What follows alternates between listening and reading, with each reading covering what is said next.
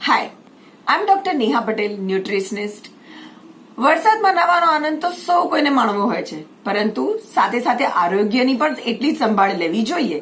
આના વિશે આજે આપણે વાત કરીશું કે વરસાદમાં નાહવા ગયા પહેલા અને પછી શું ધ્યાનમાં રાખવું જોઈએ.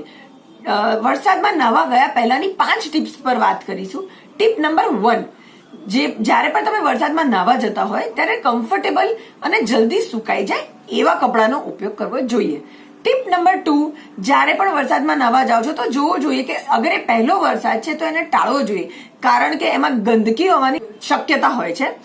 અને બીજી વસ્તુ છે કે જ્યારે પણ તમે નાહવા જાઓ છો તો ભરાઈ ગયેલા પાણીમાં જેમાં જોખમી જીવજંતુઓ હોઈ શકે છે, તો એનાથી થોડું દૂર રહેવું જોઈએ અને મોસ્કિટો રિપેલન્ટ લગાવીને જ નાહવું જોઈએ.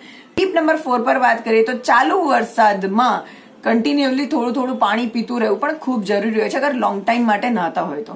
અને ટીપ નંબર 5 પર વાત કરીએ તો જેને પણ સ્કિન ઇશ્યુઝ છે એને મર્યાદિત સમય માટે નાહવું જોઈએ. વરસાદમાં નહીને આવ્યા પછી શું ધ્યાનમાં રાખવું જોઈએ. નંબર 1 પર વાત કરીએ તો તરત જ તમારે ગરમ પાણીથી સ્નાન કરવું જોઈએ, જેથી તમને કોલ્ડ અને કફ થવાની શક્યતા ઓછી થઈ જશે. નંબર 2 પર વાત કરીએ તો સ્કિનને પણ એટલું જ ધ્યાનમાં રાખીને પહેલા તો એને પૂરેપૂરી એન્ટીબેક્ટેરિયલ સોપથી ક્લીન કરવાની છે અને એના પછી સ્નાન કરીને તમે સ્કિન ઉપર સીરમ અને મોઇશ્ચરાઇઝરનો ઉપયોગ કરો, જેથી તમારી જે શુષ્ક થઈ ગયેલી સ્કિનમાં તંદુરસ્તી આવી જશે. નંબર 3 પર વાત કરીએ તો વાળની પણ એટલી જ સંભાળ લેવી જરૂરી છે. સો એના માટે વાળને શેમ્પુ કર્યા પછી એક વખત કન્ડિશનર કરી લેવું જોઈએ અને એના પછી જ્યારે પણ ડ્રાય થઈ જાય છે તો એક વખત તેલ જરૂરથી લગાવી લેવું જોઈએ, જેનાથી એનું લસ્ટર સચવાઈ રહે છે.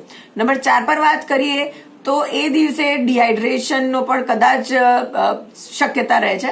સો બને ત્યાં સુધી કાઢા છે કે પાણી છે કે લીંબુ પાણી છે એવું 2 થી 3 વખત એ દિવસે પીવું જોઈએ.